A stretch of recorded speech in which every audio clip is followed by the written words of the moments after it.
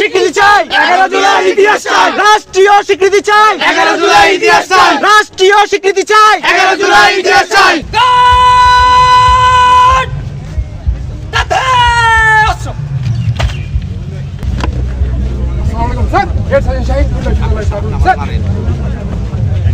ঢাকা চট্টগ্রাম মহাসড়কের যে স্থানটিতে ব্লকেট করেছিলেন, যে স্থানটি আপনারা বিজয় করেছিলেন সেদিন, সেখানে প্রতিরোধ মিনার স্থাপন করা হবে,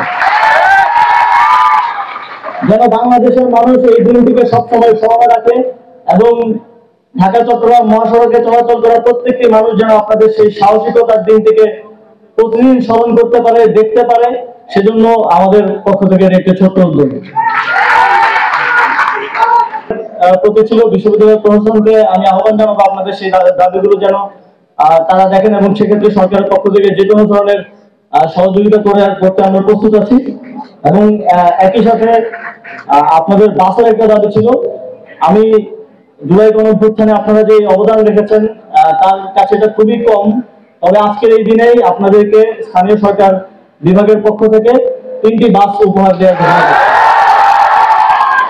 আজ সেই দিন যেদিন আমাদের শান্তিপূর্ণ কোটা সংস্কার আন্দোলনকে সহিংসতার দিকে ঠেলে দেয়। সহিংসতার শুরুটা হয় কুমিল্লা বিশ্ববিদ্যালয় থেকে।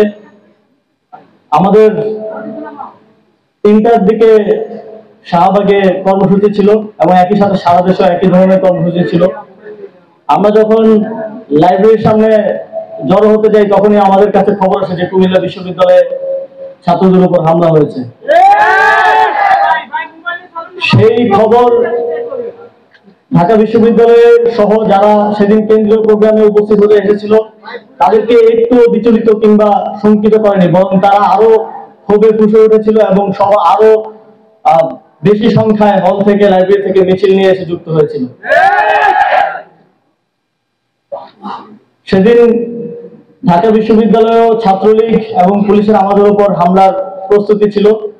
একই সময়ে আপনারা হয়তো জানেন যে রাজু ভাস্কর্যে ছাত্রলীগের প্রোগ্রাম ছিল আর পুলিশ ছিল আমাদের শাহবাগে, ঠিক যেখানে আমাদের জড়ো হওয়ার কথা সেখানে। সেদিন আমরা পুরো ঢাকা জুড়ে ব্লকেট করতে পারিনি এই হামলার সংখ্যার কারণে।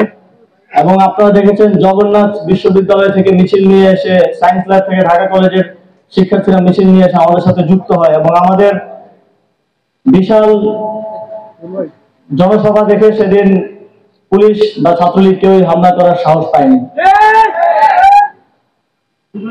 তারপর আমরা যখন আমাদের কর্মসূচি শেষ করি তখন আমরা শুনতে পাই যে কুমিল্লা বিশ্ববিদ্যালয়ের শিক্ষার্থীরা উঠে দাঁড়িয়েছে এবং আপনারা প্রতিরোধ গড়ে তুলে সেদিনের ব্লকের কর্মসূচি শুধু সফলই করেননি, রাত 11টা পর্যন্ত ঢাকা চট্টগ্রাম মহাসড়ক অবরোধ করে রেখেছিলেন। আপনাদের সেই সাহসিকতা এবং সেই প্রতিরোধ সারা বাংলাদেশে কোটা সংস্কার আন্দোলনকারীদের মধ্যে এক আশা এবং আরো সাহস নিয়ে আন্দোলনে ঝাঁপিয়ে পড়ার সাহস সঞ্চার করে। এবং পরবর্তী দিন থেকে আমরা যে একটা কথা বলতাম সবসময় যে বাধা দিলে বাঁচবে লড়াই, এই কথার সত্যতা আপনারা প্রমাণ করে দিয়েছেন।